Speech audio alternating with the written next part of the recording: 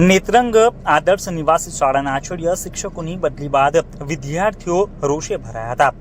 ભરૂચ જિલ્લાના નેત્રંગ સ્થિત આદર્શ નિવાસી શાળાના આચાર્ય તેમજ શિક્ષકોની બદલી બાદ વિદ્યાર્થીઓ દ્વારા વિરોધ પ્રદર્શન કરી શિક્ષકોને પાછા બોલાવવાની માંગ કરવામાં આવી રહી છે।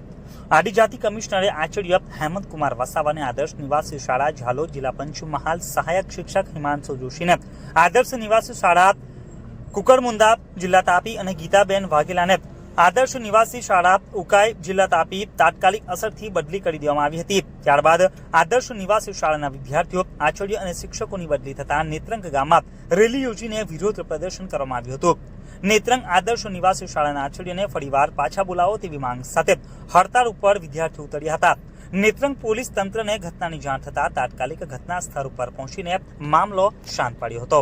બોલો, અમારા સરને પાછા લાવવાનું છે। અમારા સર અમારા માટે બહુ જ કિંમતી છે। અમારા સર બધી વસ્તુ અમને બધું જ રીતે સપોર્ટ કરે છે એટલે અમે અમારા સર જ જોઈએ છે। અમારા સર અમને તમે શા માટે અહીંયા હડતાલ પર ઉતર્યા છો? અમારા સરને પાછા જોઈએ। અમારા સરની બદલી રાખો, બસ એટલું જોઈએ અમને। અમારા સર પાછા લાવો, અમને બીજું કશું નથી જોઈતું। પૂરી કરો।